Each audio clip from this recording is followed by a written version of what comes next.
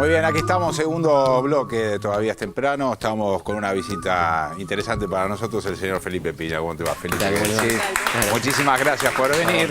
Ustedes saben, Felipe es un importante historiador, trabaja también en televisión, haces el programa de entrevistas todavía. Ahora vamos a hacer un programa nuevo, justamente vengo a grabar la apertura. Mirá qué bueno. Programa de archivos, se va a llamar Si te he visto no me acuerdo.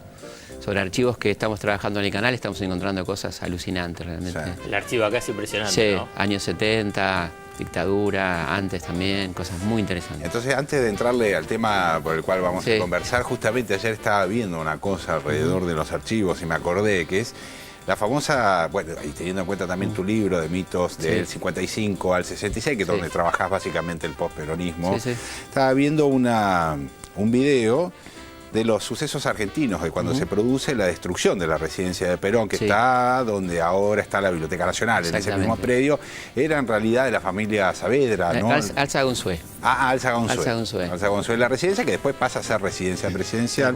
Un edificio de 1852, edificio histórico, ¿no? Sí.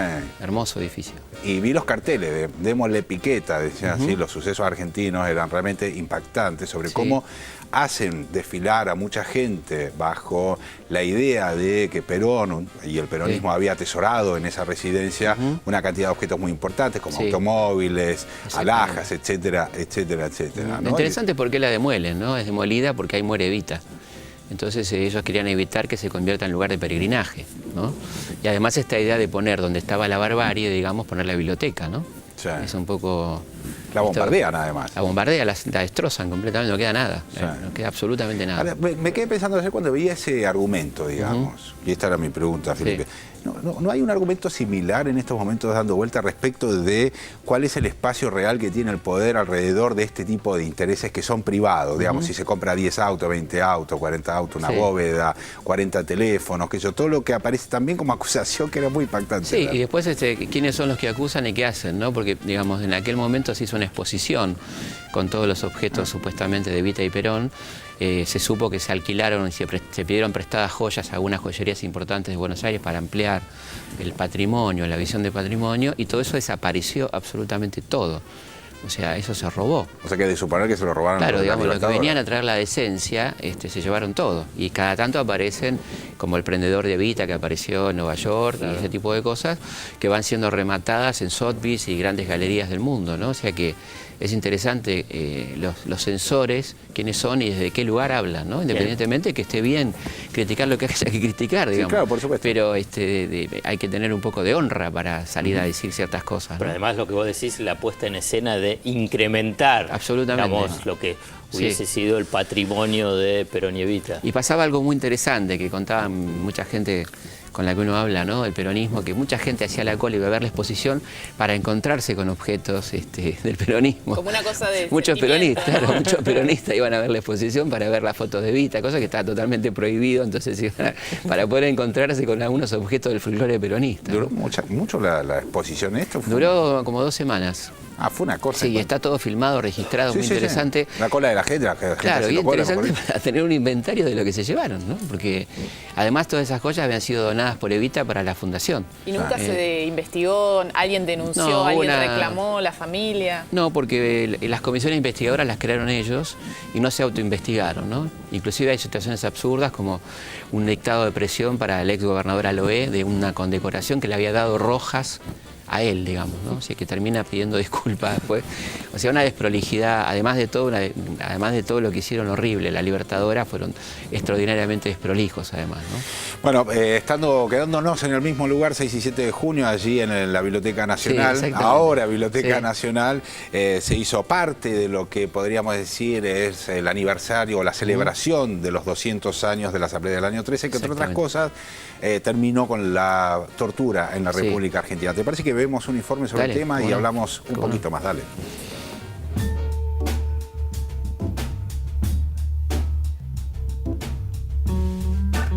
La campaña tiene como objetivo sensibilizar a la población sobre esta temática, entonces hemos tomado distintas medidas. Hacemos paneles de debate, tanto en la ciudad de Buenos Aires como en todas las provincias del interior donde nos invitan. También trabajamos mucho con los colegios secundarios damos clases especiales de formación para los adolescentes. Es muy importante concientizar a los adolescentes en el repudio a la tortura. Las abuelas somos parte de toda esta campaña que hay para hablar de lo que significa la tortura física y la tortura psicológica, que son dos tipos de torturas muy inhumanas, de que un ser humano a otro se la produce. Como formando parte de este grupo ya hemos iniciado la campaña, donde muchas personalidades argentinas la integran esta comisión, y además hay una convención internacional contra la tortura desde Naciones Unidas, implantada desde hace muchos años. O sea que los argumentos para que no exista la tortura existen, pero la tortura se sigue practicando. Se abolió la tortura legal, pero lamentablemente en nuestro país todavía sigue existiendo torturas, vejámenes, vejaciones, apremios ilegales, malos tratos, todo en forma de violencia institucional. Hay lugares aberrantes todavía en el mundo entero, donde es común la práctica de la humillación, a veces de la mujer o a veces de la sociedad, o del color de piel, etc. Otros lugares de detención aparentemente legales en cuanto a la condena a un reo, pero que resultan también ser víctimas de torturas y hasta de muerte. Y todo eso hay que combatirlo con las armas del sentido común. Lo importante es que todo el mundo se involucre y que toda la sociedad se sume a esta campaña en contra de la tortura.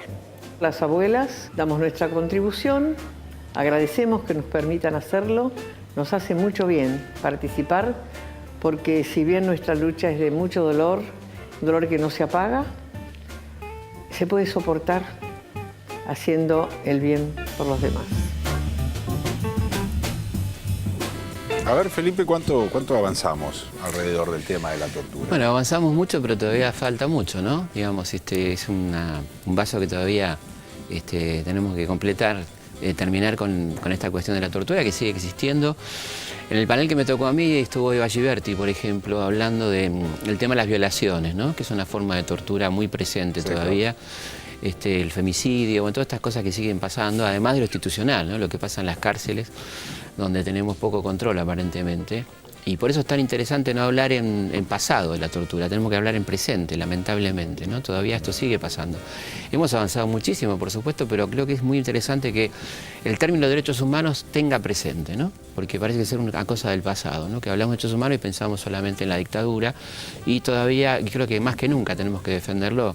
Se cumplen 30 años de la democracia este año y tenemos que tener presente que tenemos que actuar en el presente para que todo el mundo tenga estos derechos, particularmente los sectores más desvalidos, ¿no? ¿Vos crees que hay cierta aceptación todavía social? Digo, uno habla de tortura y te van a decir que no, si salís a hacer una encuesta en la calle. Totalmente. Pero por el otro lado, de ciertos sectores hay un reclamo de mano dura con la policía, que es lo que habilita que después en una comisaría alguien lo torture, ¿no? Lo que son apremios ilegales, golpes. Sí, claro que sí, hay reclamos de sectores sociales, de ciertos grupos de la derecha particularmente, de que sí, que esto es parte de lo que tiene que ser, ¿no? Y siempre te ponen el ejemplo, si tenés a un terrorista, está por explotar una bomba, que hace ese el ejemplo histórico que se ha puesto siempre, que se habló mucho en la mesa en donde estaba, que es un ejemplo totalmente inválido, ¿no?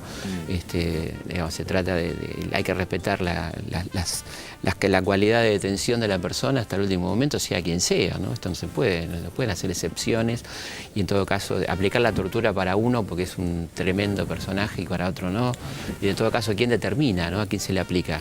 Y pero tenemos casos, y bueno, el de Guantánamo, lo que está pasando ahora, ese ejemplo que estás mencionando es notable, como la producción cultural de Estados Unidos a través de series y películas lo naturaliza, y que finalmente al espectador le lleva a decir, bueno, sí. Y claro, en ese momento sí. Torturarlo. Totalmente. Y todo el tiempo las series norteamericanas y las películas van a la justicia por mano propia, ¿no?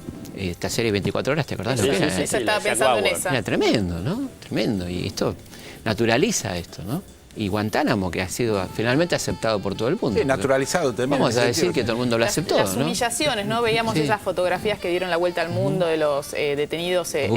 Sí, exactamente. Tremendas situaciones que por ahí a veces uno piensa tortura, una picana, pero no, tortura tiene que ver con la humillación, que les ponían los perros para que los mordieran, les hacían pis encima. O acá en Argentina, ¿no? Lo que pasaba hace poquito cuando fue en las cárceles en Córdoba. Sí, sigue pasando. Cárcel de Córdoba, la cárcel de Salta, y se pasó ese video. Lo que charlamos también es que hasta que no aparece una evidencia es difícil, ¿no? Hablar de esto, ¿no? Y cuando aparece un video, bueno, es muy importante porque ahí tenés una evidencia de que esto sigue pasando en este momento. Entonces, y además me parece que el otro obstáculo tiene que ver con que muchas de estas situaciones se dan en lugares de encierro, en las cárceles, en las comisarías, y quienes están presos y sufren estas situaciones son los más excluidos, los que no tienen voz, los que no tienen a quién recurrir, y en todo caso a veces ni siquiera quedan marcas, ¿no? De estas vejámenes, y son ellos mismos los que denuncian que ni siquiera les creen. Por eso es importante, creo que escucharlos, el trabajo que hace la Defensoría también, en ese sentido de llevar adelante las denuncias, investigar, llevar, adelante las causas judiciales, porque si no pareciera como que se denuncia, pero no pasa nada. Yo creo que es interesante pensar lo que decía Mariano Moreno hace 200 años, ¿no? Una cosa es la declaración formal de un derecho, otra cosa es la aplicación de un derecho. Y a mucha gente en nuestro país está excluida de los derechos, ¿no? Porque no los conoce, porque no se le aplican, por su condición social. Y esto es una lucha muy importante que tenemos que llevar adelante, ¿no? Que a todo el mundo le llegue realmente el derecho, no porque sea pobre, esté por fuera, que sabemos que es así, ¿no? Una persona de clase media tiene muchas mejores condiciones de detención que una persona de sectores populares, porque tiene red de contención, porque conoce abogados, porque conoce alguna cuestión legal que le pueda ayudar, ¿no? Creo que tenemos justamente una placa, Mariana, ¿no? Sobre los lugares en donde se originan este tipo de denuncias sobre torturas, como marcábamos recientemente el servicio penitenciario. Aparece el Servicio Penitenciario Federal, aparece a la cabeza de esta movida, esta unidad del servicio penitenciario. Aumentó de 273 en el año 2011 a 292 casos en el año 2012. Para tener una idea, en los alojamientos de la Policía Federal Argentina, los casos pasaron del 2011 al 2012 de 10 a 20, se duplicaron. Hechos de torturas, discúlpame. Hechos de torturas denunciados. De gente que se anima a denunciar, ¿no? Que se anima a denunciar, claro. También eso es un dato interesante, digamos, que no todo, y menos si estás encerrado. Exactamente. 9 de cada 10 de las denuncias las hace la propia víctima, y en otros casos pueden ser familiares o alguna otra voz. Eso es interesante también. Es el dato importante, ¿no? Que lo que tenemos son estadísticas de la gente que se animó. Porque es muy difícil, estando detenido, animarte a denunciar a tu carcelero de que te está infligiendo tortura por lo que te puede pasar después, ¿no? ¿Cómo juega ahí? Porque ahí vemos Servicio Penitenciario Federal, Policía Federal, y en última instancia son instituciones estatales, públicas, donde los poderes, gobierno nacional, gobiernos provinciales, tienen injerencia, deberían controlar, digamos, que tienen una autonomía, digamos, no hay voluntad política, no puede entrar un gobierno aunque quisiera. Parece, ¿no? Parece ser así, parece que hay enorme dificultad de entrar en esos lugares. Tenemos muchos datos de la provincia de Buenos Aires, ¿no? Donde hay un Ministerio de Seguridad muy particular, digamos, donde estas cosas pasan, pero la verdad que parece que pasa en todo el país, ¿no? Hay como una autonomía, y la idea del carcelero de que el detenido prácticamente le pertenece, ¿no? Es un objeto que le pertenece, lo cual es tremendo, ¿no? Pensaba que también esta campaña involucra actividades en escuelas secundarias, ¿no? ¿De qué tipo de trabajos van a hacer? Bueno, ahora hay un concurso literario también sobre el tema, yo creo que, y sobre todo la idea del empoderamiento, esto de que los chicos conozcan sus derechos y los puedan aplicar, ¿no? Una de las actividades es esta, un concurso literario que se puede entrar a la página web. ¿Cómo es la página web? .gov.ar, un concurso literario para que los chicos puedan hablar de experiencias propias, de lo que piensan sobre esto en las escuelas, en su vida cotidiana, así que creemos que es interesante, ¿no? Bueno, y que todo el mundo se haga cargo, que cada uno en su lugar hable de esto, ¿no? Hablar de esto me parece muy importante. ¿Están previstos algunas, porque hay, digamos, así como notabas, como marcados la actividad con Eva Ghiberti, hay otro tipo de actividades a lo largo del año? Bueno, en realidad esto se suscribió al Congreso, supongo que habrá otras cosas más adelante, pero yo participé puntualmente del Congreso, donde hubo montones de actividades con mucha gente, muy buena participación del público, y la verdad que se habló de muchos temas, ¿no? Del tratamiento mediático, de los eufemismos que se usan mediáticamente, ¿no? Zaffaroni estuvo ahí en el cierre, sí, ¿no? estuvo muy interesante, y la cuestión esta de cuando decimos menor estamos diciendo un niño, ¿no? Es decir, cómo se encubre periodísticamente a veces la información, ¿eh? Cómo se tratan a premios ilegales, que está bien dicho. Ese es un buen eufemismo, aunque esté bien dicho. Que ya viene del rock, ¿no? La verdad que se usaba una de las canciones míticas del rock argentino, que era como la forma de encubrir la palabra tortura, ¿no? Y bueno, y ahí también se habló de esta cuestión que habló Eva, que fue interesantísimo, ¿no? El rol de la mujer y también la cuestión de las violaciones y las denuncias que tienen que ver con las que realmente se animan a hacerlo, ¿no? Eva Giberti, que está gestionando además en el rubro. Y el programa Las Víctimas contra las Violencias. Sí, que por cierto es un programa súper exitoso, digamos, en términos, obviamente estamos hablando de un tema muy penoso, pero en términos de política pública es algo que está dando muy buenos resultados. Ellos establecieron en la ciudad de Buenos Aires, funciona para víctimas de violencia de género que necesitan la ayuda inmediata. Hay brigadas, se llaman brigadas, que concurren al domicilio de la persona que está llamando, con personal especializado, sin identificar, y la verdad que está bueno porque digamos, se está pensando cómo replicar esta experiencia, que por supuesto es limitada a un ámbito como la Ciudad de Buenos Aires. Y en lo que vos decías, Felipe, sobre todo el tema de las violaciones, lo que pasa en los burdeles, por ejemplo, en los prostíbulos, donde las mujeres son sometidas a violaciones permanentes, una tras de otra, cuando están contra su voluntad en esos lugares. Digo, uno no lo escenifica como violaciones, ¿no? Claro. Como tortura, pero imagínate la situación de 10, 12, 15 violaciones a lo largo de una jornada, y hay ahí del otro lado una persona que no es un efectivo de las fuerzas de seguridad. Son sucesivos clientes que están pagando muchas veces frente al cuerpo de niñas, ¿no? o adolescentes. Felipe, muchísimas gracias por habernos visitado. Ha sido un gustazo. Ya estás con tu... Perdón, que Los Mitos 5 es el último. No, porque ya ahí llegamos hasta el 66, así que seguiremos. ¿Y cuántos mitos estoy trabajando en ahora, porque dejamos un poquito ahí. Estoy trabajando en la biografía de San Martín hace un tiempo. Metido, qué interesante. Ahora voy a España, los archivos allá, y la verdad que es súper interesante. Pues sí, es que hubo como una saga de publicaciones de San Martín sobre fines del siglo XX, digamos, ¿no? Ahí Terrayo, no sé, García Jalme, una serie de escritores se pusieron a investigar. Muy buen material, por cierto. Sí, absolutamente. Los aportes de Terraño fueron muy interesantes porque estuvo en los archivos ingleses. Y bueno, estoy trabajando los españoles, que quizá la parte más desconocida, la vida en España de San Martín, que es súper interesante. Hablando de historia, ¿qué está pasando en este debate que se está haciendo en la Ciudad de Buenos Aires con respecto a los programas que se están rediseñando en el ámbito de la capital federal? Bueno, hay una propuesta del macrismo de quitar de cuarto y quinto año la materia historia, que es el momento ideal para el debate, donde los chicos ya tienen 16, 17 años, y dejarla en tercer año, reemplazarla por una materia de ciencias sociales, que es un híbrido, y esto implicaría que los chicos terminen de discutir en su ciclo lectivo recién en tercer año, ahí terminarían de ver historia argentina contemporánea en tercer año, y después no se vería estas materias. La verdad que es una cosa muy preocupante.